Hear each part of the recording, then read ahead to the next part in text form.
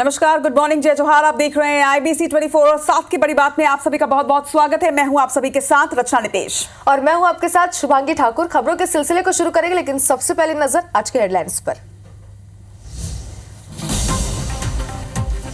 21 राज्यों की 102 सीटों पर पहले चरण के लिए 68% मतदान। लक्षद्वीप में सबसे ज्यादा 83.88% वोटिंग। बिहार में सबसे कम 49% मतदान।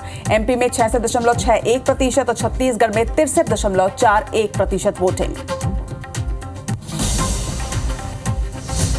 आज 3 जिलों के दौरे पर रहेंगे सीएम डॉक्टर मोहन यादव। खंडवा और मंदसौर में प्रत्याशियों के नामांकन में होंगे शामिल। जनसभा को भी करेंगे संबोधित। सीएम विष्णुदेव साय का आज मध्य प्रदेश दौरा। कटनी के बोहरीबंद में करेंगे जनसभा। पन्ना में भी चुनावी सभा को करेंगे संबोधित। अंबिकापुर में मंत्री रामविचार नेताम का बड़ा बयान। पीएम मोदी की श्री रामलला से तुलना, विरोधियों को बताया राक्षस। रायपुर में 2 कर्मचारियों की मौत के बाद अशोका बिरयानी सेंटर की सभी ब्रांच सील। प्रबंधन पर गैर इरादतन हत्या का केस दर्ज। पीड़ित परिवार को दिया जाएगा 15-15 लाख रुपए का मुआवजा। बीजापुर में UBGL ब्लास्ट हादसे में एक CRPF जवान की मौत, एक घायल। जवान का रायपुर के निजी अस्पताल में इलाज जारी। पूर्व में लापरवाही ने ली मासूम की जान। समय पर एम्बुलेंस न मिलने पर नवजात की हुई मौत। कांवर पर लेकर एम्बुलेंस तक पहुंचे परिजन। दुर्ग में पत्नी की हत्या कर फांसी कर लटकाया। वारदात के बाद आरोपी पति ने थाने में किया सरेंडर।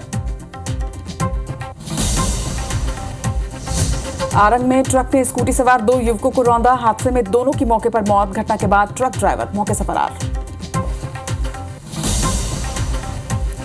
झारसुगुड़ा में महानदी में नाव पलटने से 2 लोगों की मौत। सीएम नवीन पटनायक ने जताया दुख। 4-4 लाख मुआवजे देने की घोषणा।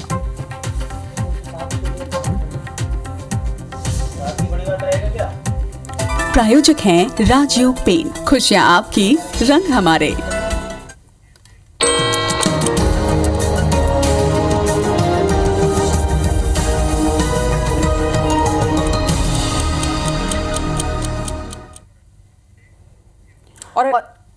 और हेडलाइंस के बाद अब नजर डालते हैं सुबह 7 बजे की 7 बड़ी खबरों पर।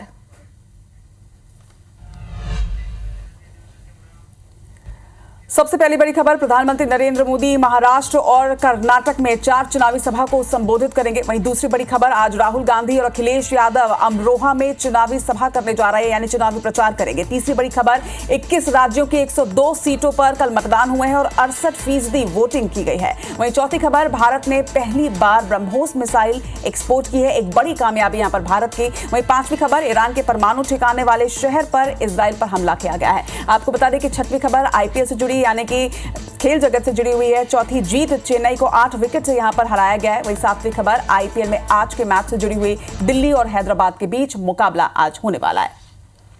और चलिए आगे बढ़ते हैं और ग्वालियर से आपको सबसे पहले बड़ी खबर दिखाते हैं। संगम और रंगमहल गार्डन में भीषण आग लगी है। गार्डन में शादी के दौरान हादसा हुआ। आनंद फानंद में गार्डन को खाली कराया गया। कड़ी मशक्कत के बाद आग पर काबू पाया गया। तस्वीरें भी आपको दिखा रहे हैं कितनी भीषण आग यहाँ पर लगी, आप देख सकते हैं। टीम इस वक्त यहाँ पर जुटी हुई है, जो जल्द से जल्द आग पर काबू पाने की कोशिश कर रही है। संगम और रंगमहल गार्डन है जहां पर ये भीषण आग लगी है। मैरिज गार्डन ग्वालियर से ये तस्वीर आपको दिखा रहे हैं। फिलहाल बताया जा रहा है कि टीम इस वक्त भी मौके पर मौजूद है। हालांकि कितना नुकसान हुआ है फिलहाल ये आंकड़े सामने नहीं आए, किसी प्रकार की जनहानि की खबर भी सामने नहीं आई है। लेकिन शादी समारोह था जिस दौरान ये भीषण आग यहाँ पर लगी है। कड़ी मशक्कत के बाद आग पर काबू पाया गया।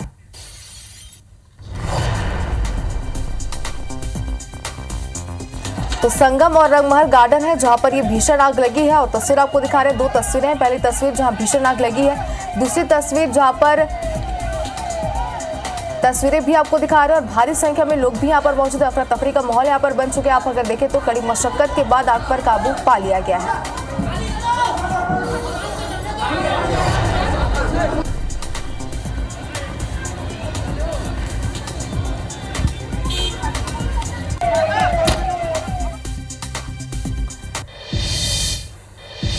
और आग का तांडव कानपुर में भी नजर आया। बड़ी खबर आपको कानपुर से बता दें, जहां पर एक स्क्रैप वेयर हाउस में आग लगी है। बताया जा रहा है कि आसपास के गोदाम को एहतियातन खाली फिलहाल करवा लिया गया। दमकल की टीम आग बुझाने में इस वक्त भी जुटी हुई है। हालांकि किसी तरह की कोई हताहत की खबर सामने नहीं आई, ये गनीमत रही, लेकिन आग से लाखों का नुकसान जरूर यहां पर हुआ है। आशंका जताई जा रही है, आंकलन फिलहाल नहीं किया गया है, लेकिन भीषण आग की ये तस्वीरें आप देखिए। कानपुर के स्क्रैप वेयर हाउस की ये तस्वीर है, जहां पर अचानक से आग लगे। जिस क्षेत्र में ये गोदाम है वहां आसपास और कई गोदाम बताए जा रहे हैं और एहतियातन बाकी के गोदामों को फिलहाल खाली कराया गया। दमकल की टीम फिलहाल मौजूद है घटनास्थल पर और आग बुझाने की कोशिश की जा रही है। गनीमत ये रही कि जिस वक्त ये पूरा हादसा हुआ उस वक्त वहां पर कोई मौजूद नहीं था, जिस वजह से एक बड़ी दुर्घटना यहां पर टल गई और किसी तरह की कोई जनहानि यहां पर नहीं हुई है। कानपुर के स्क्रैप वेयर हाउस की ये तस्वीरें आपको बता दें, उत्तर प्रदेश की ये तस्वीर देख रहे हैं, जहां पर आग का तांडव साफ तौर पर देखा जा सकता है। भीषण आग स्क्रैप वेयर हाउस में लगी है और आसपास के जो और भी गोदाम थे उन्हें एहतियातन फिलहाल खाली करा दिया गया है। आग को बुझाने की कोशिश जारी है। इधर पंजाब के संगरूर जेल में कैदियों में हिंसक झड़प हुई है। कैदियों के दो गुटों में भिड़ंत हुई, कटर से एक दूसरे पर इन्होंने हमला किया है। आपको बता दें कि सिमरनजीत सिंह और मोहम्मद शाहबाज गुट में झड़प हुई है। झड़प में 2 कैदियों की मौत भी हो गई है, वहीं 2 की हालत गंभीर बताई जा रही है। दोनों गंभीर घायलों को पटियाला रेफर किया गया है, उनका इलाज जारी है। कैदियों के गैंगस्टर लिंक होने का शक भी यहाँ पर जताया जा रहा है। तो हिंसक झड़प की खबर आपको दिखा रहे हैं पंजाब के संगरूर से। कैदियों के 2 गुटों में यहाँ पर भिड़ंत हुई है, कटर से एक दूसरे पर इन्होंने धारदार कटर से हथियार पर हमला किया है। सिमरनजीत सिंह और मोहम्मद शहबाज गुट में ये झड़प हुई है।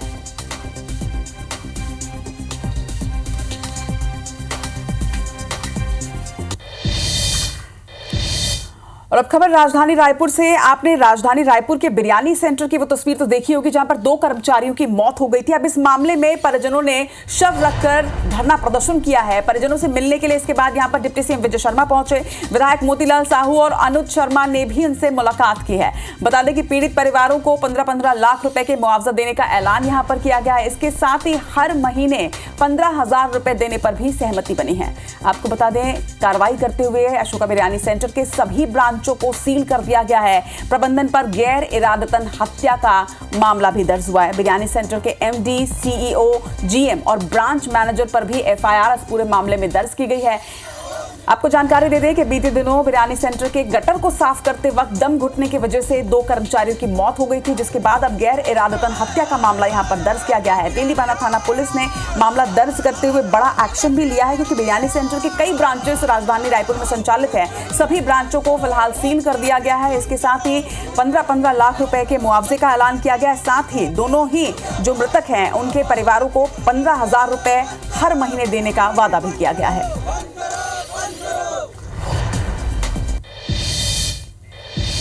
और चलिए बात करते हैं वोटिंग परसेंटेज की। तो पहले फेज में 68% वोटिंग हुई है। 21 राज्यों की 102 सीटों पर 68% वोटिंग हुई है। मध्य प्रदेश की बात करें तो यहाँ पर 6 सीटों में 66.61% मतदान हुए हैं। और छत्तीसगढ़ की बात करें तो छत्तीसगढ़ की एकमात्र 62 सीट में कल मतदान हुए, जहां 63.4% वोटिंग हुई है। लक्षद्वीप में सबसे ज्यादा 83.88% वोटिंग हुई और बिहार में सबसे कम 49% वोटिंग हुई है।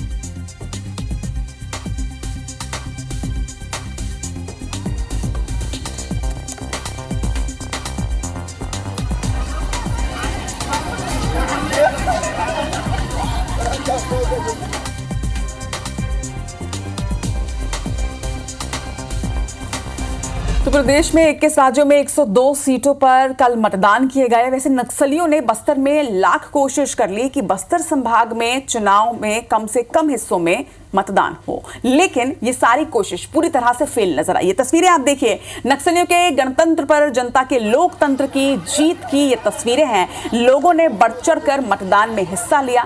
नारायणपुर के अंदरूनी नक्सलग्रस्त इलाके में मतदान के लिए लोगों में होड़ लगी रही। दंडवन के जिस गांव में पिछले दिनों बीजेपी नेता और उप सरपंच पंचम दास की नक्सलियों ने बेरहमी से हत्या कर दी थी, वहां के लोगों ने बढ़ चढ़ कर मतदान किया है। कुछ इलाकों में तो ग्रामीण मतदान के लिए दौड़ लगाते नजर आए। दंडवन, छोटे डोंगर और कोगजा जोर, ये ऐसी जगहें हैं जहां के वीडियो आपको दिखा रहे हैं जो सामने आए हैं। लोगों में इतना उत्साह नजर आया कि पहले वोट देने की होड़ में मतदान केंद्र का दरवाजा टूट गया। वहीं जिला प्रशासन के अनुसार देर शाम तक नारायणपुर में लगभग 64% मतदान हो चुका था। अंतिम आंकड़ा फिलहाल और बढ़ सकता है।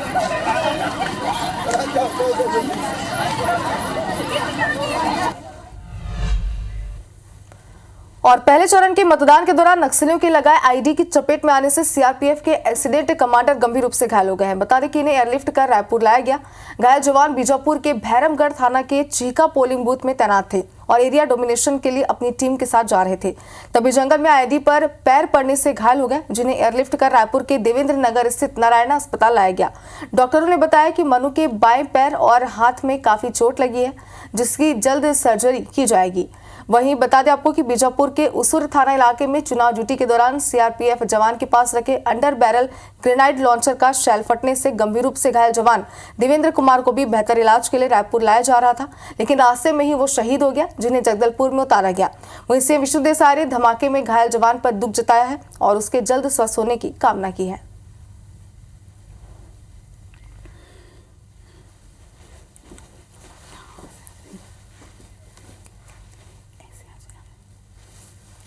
मिस्टर मनु एचसी हैं, जो असिस्टेंट कमांडेंट हैं, 62 बटालियन सीआरपीएफ के जवान हैं। आज चीखा बैरमगढ़ में जहाँ चुनाव हो रहा था, इनकी ड्यूटी लगी हुई थी, तो वहाँ पर पहले से आईडी इम्प्लांट किया हुआ था, तो इनका बायां पैर पड़ गया उसमें, तो ब्लास्ट हो गया, तो इनको काफ़ी इंजरी हुई है, तो ठीक हो जाएंगे, रिकवर हो जाएंगे फुल्ली। तो 21 राज्यों की 102 सीटों पर पहले चरण के मतदान तो सफलतापूर्वक हो गए, लेकिन अब बाकी के चरणों की तैयारियां जोरों पर है। आपको बता दें कि आज कर्नाटक और महाराष्ट्र में प्रधानमंत्री नरेंद्र मोदी की रैली होने वाली है। महाराष्ट्र के नांदेड़ और परभनी में आज जनसभा को संबोधित करेंगे, रैली भी होगी। इसके साथ ही कर्नाटक भी वो पहुंचेंगे। साउथ इंडिया का दौरा भी आज उनका होना है। कर्नाटक के बेंगलुरु और चिकबल्लापुरा में उनकी जनसभा होनी है। तो आज प्रधानमंत्री नरेंद्र मोदी कर्नाटक और महाराष्ट्र के दौरे पर रहने वाले हैं। महाराष्ट्र के नांदेड़ और परभनी में रैली को वो संबोधित करेंगे, जनसभा को संबोधित करेंगे और यहां के प्रत्याशियों के पक्ष में प्रचार करेंगे। तो प्रधानमंत्री नरेंद्र मोदी का तूफानी प्रचार जारी है और साउथ इंडिया के दौरे पर भी वो रहने वाले हैं, विशेष तौर पर क्योंकि साउथ इंडिया में देखिए पिछले चुनाव में बीजेपी उतना अच्छा परफॉर्म नहीं कर पाई थी और इसी वजह से दक्षिण भारत में काफी इस बार फोकस किया जा रहा है। बीजेपी की कोशिश है, जो 400 पार का नारा दिया गया है, वो कहा जा रहा है कि साउथ इंडिया से ही निकाला जाएगा और इसी वजह से लगातार दक्षिण भारत के दौरे पर प्रधानमंत्री नरेंद्र मोदी नजर आ रहे हैं। कर्नाटक के बेंगलुरु में आज जनसभा को संबोधित वो करने वाले हैं।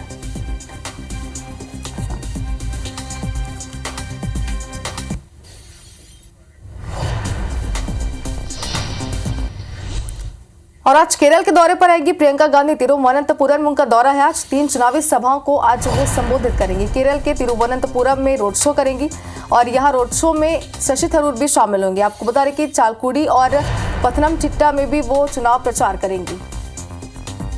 तो ये बड़ी खबर आपको दिखा रहे हैं, 3 चुनावी सभाओं को आज प्रियंका गांधी संबोधित करेंगी।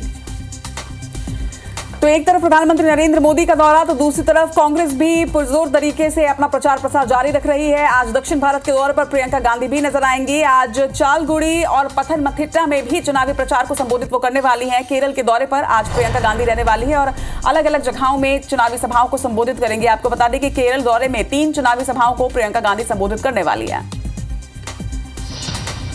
और अब बात करते हैं प्रदेशों की। मुख्यमंत्री विष्णुदेव साय आज पड़ोसी राज्य मध्य प्रदेश के दौरे पर रहने वाले हैं। बीजेपी प्रत्याशी के पक्ष में यहां पर जनसभा को वो संबोधित करेंगे। आपको बता दें कि दोपहर लगभग 12:30 बजे कटनी के बोहरीबंद में उनकी जनसभा है, जिसके बाद लगभग 2:30 बजे वो पन्ना के कल्ला पहुंचेंगे और यहां भी प्रत्याशी के पक्ष में चुनावी सभा को संबोधित करेंगे। तो छत्तीसगढ़ के मुख्यमंत्री आज मध्य प्रदेश पहुंचने वाले हैं और मध्य प्रदेश में जनसभा को संबोधित करेंगे।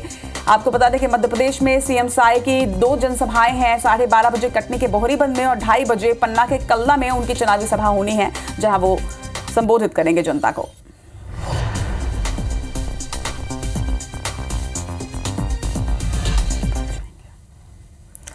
और अब बात करते हैं मध्य प्रदेश के मुख्यमंत्री डॉक्टर मोहन यादव के आज के कार्यक्रम की। तो खंडवा, मंदसौर और उज्जैन के दौरे पर रहेंगे सीएम। आज सुबह 10 बजने के आसपास भोपाल से खंडवा वो पहुंचेंगे, जहां पर उनके कार्यक्रम है जिसमें वो शामिल होंगे। दोपहर 1:40 में मंदसौर प्रत्याशी सुधीर गुप्ता के नामांकन में शामिल होंगे और नामांकन के बाद जनसभा को संबोधित करेंगे। सभा के बाद पशुपतिनाथ मंदिर में दर्शन पूजन करेंगे और शाम 4 बजे मंदसौर से उज्जैन के लिए रवाना हो जाएंगे। बड़नगर के चामुंडा धाम मंदिर में दर्शन पूजन करेंगे। स्थानीय कार्यक्रम में भी शामिल होंगे।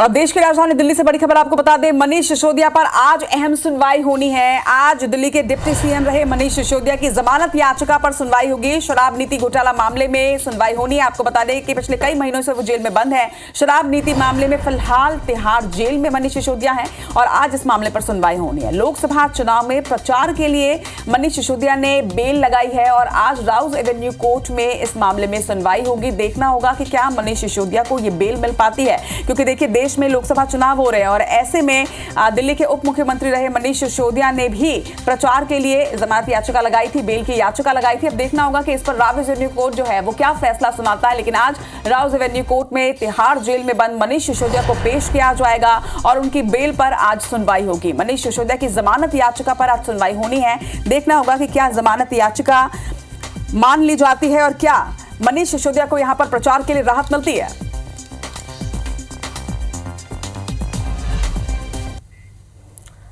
और आपको रक्षा के क्षेत्र में भारत की एक बड़ी उपलब्धि बताते हैं। भारत ने पहली बार ब्रह्मोस मिसाइल की एक्सपोर्ट की है। फिलीपींस को ब्रह्मोस सौंपी गई है। मिसाइल की पहली खेप रवाना हो चुकी है। ब्रह्मोस मिसाइल पाने वाला पहला देश बना है फिलीपींस और फिलीपींस के साथ भारत ने भी 3,130 करोड़ में डील की है। एयरफोर्स के C-17 ग्लोब मास्टर विमान से ब्रह्मोस भेजा गया है। ध्वनि की गति से तेज चलने वाली सुपरसोनिक मिसाइल है ब्रह्मोस, जिसे रवाना किया गया है। तो पहली खेप जो है वो रवाना हो चुकी है और इसी के साथ एक नया इतिहास भी यहाँ पर रच दिया गया है।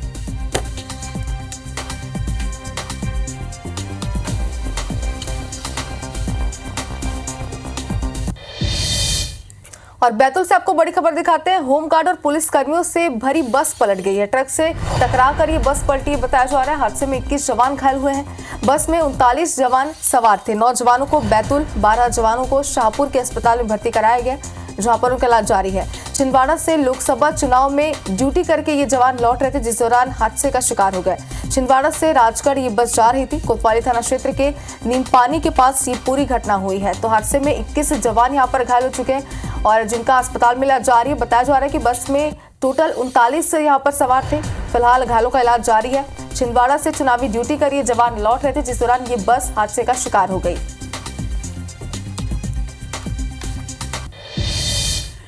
तो एक तरफ पुलिसकर्मियों और होमगार्ड से भरी ये बस पलटी है, तो दूसरी तरफ सागर से भी कुछ इसी तरह की खबर सामने आ रही है, क्योंकि यहां पर बारातियों से भरी बस अनियंत्रित होकर पलटी है। बताया जा रहा है कि हादसे में 18 लोग घायल हुए हैं। घायलों को अस्पताल भेजा गया है। जिला अस्पताल में सभी इस वक्त भर्ती है, जहां उनका इलाज जारी है। केसली थाने के पटना तिराहे के पास ये पूरा हादसा हुआ। तिराहे में अचानक से बस अनियंत्रित होकर पलट गई, जिसमें कई लोग घायल हो गए हैं। आंकड़ा 18 पे बताया जा रहा है। 18 लोगों के घायल होने की सूचना है। सभी को तत्काल अस्पताल ले जाया गया। तस्वीरें भी आप देख रहे हैं। आसपास के लोगों ने भी इसमें काफी मदद की। सागर में ये बड़ी दुर्घटना हुई है, जहां पर केसली थाने के पटना तिराहे के पास ये हादसा हुआ। अनियंत्रित होकर दरअसल बारातियों से भरी ये बस पलट गई, जिसमें 18 बाराती घायल हो गए हैं। बारातियों से भरी ये बस थी, जिसमें कई यात्री सवार थे, बाराती सवार थे, जो कि घायल हुए हैं।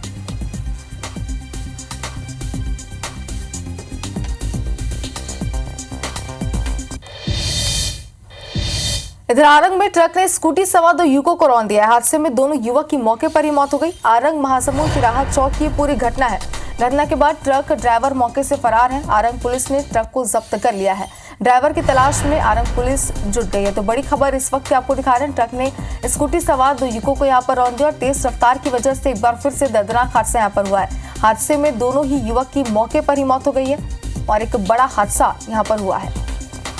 और आरंग महासमुंद तिराहा जो है शुभांगी, वहां पर अक्सर क्या होता है कि क्योंकि हाईवे है तो स्पीड में गाड़ियां रहती हैं और यही वजह है कि दूसरी तरफ से गाड़ी दिखती नहीं है और यही वजह है कि सबसे ज्यादा हादसे इस जगह पर होते हैं। IBC 24 इस खबर को दिखाने के साथ ही आप सभी दर्शकों से अपील करता है कि खास तौर पर अगर आप नेशनल हाईवे में या एक्सप्रेसवे में गाड़ियां चला रहे हैं तो एक नियत स्पीड में आप गाड़ी चलाइए, क्योंकि आप ही की तरह सभी जो है वो ओवर स्पीड में रहते हैं और यही वजह होती है कि जब अचानक से किसी ओर से गाड़ी आ जाती है तो संभलने का मौका नहीं मिलता और इसी वजह से हादसे होते हैं।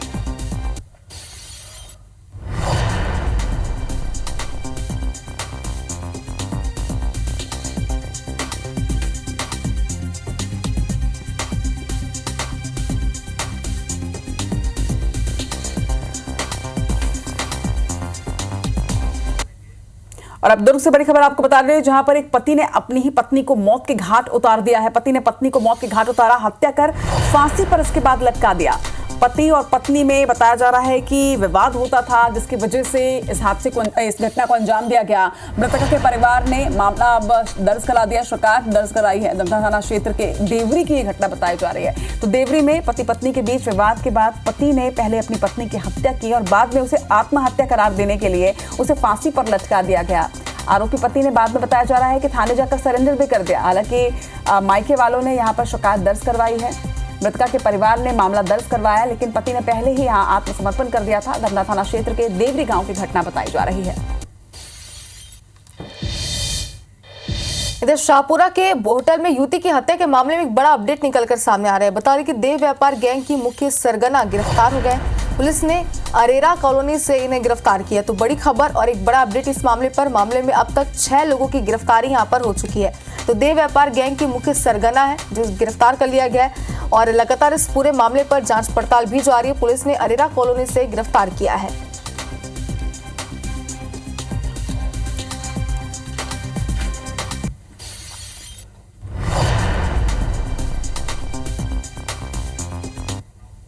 और अब आपको खेल जगत से बड़ी खबर बता दें, आज दिल्ली में अरुण जेटली स्टेडियम में आईपीएल का मैच खेला जाएगा। दिल्ली कैपिटल्स और सनराइजर्स हैदराबाद के बीच मुकाबला आज होने वाला है। शाम 7:30 बजे मैच की शुरुआत होगी। टॉस 7 बजे होगा। आपको बता दें कि 23 में से 12 मैच अब तक सनराइजर्स हैदराबाद ने जीते हैं, तो वही 11 दिल्ली कैपिटल्स ने भी जीते हैं। तो इस लिहाज से देखा जाए तो सनराइजर्स हैदराबाद फिलहाल 1 मैच आगे, यानी कि जीत का 1 अंक उनके पास ज्यादा है। तो डेफिनेटली आज दिल्ली कैपिटल्स जीत दर्ज करना चाहेगी और अपने पॉइंट टेबल में अपने आप को 1 कदम और आगे बढ़ाना चाहेगी। देखना होगा कि अरुण जेटली स्टेडियम में खेले जाने वाले इस मैच में दिल्ली कैपिटल्स और सनराइजर्स हैदराबाद के बीच इस मुकाबले में जीत किसकी होती है, विजय किसकी होती है। शाम 7:30 बजे से आईपीएल का ये मैच शुरू होगा और उसके पहले हमारा स्पोर्ट्स स्पेशल बुलेटिन स्पोर्ट्स अड्डा देखना आज शाम मत भूलिएगा।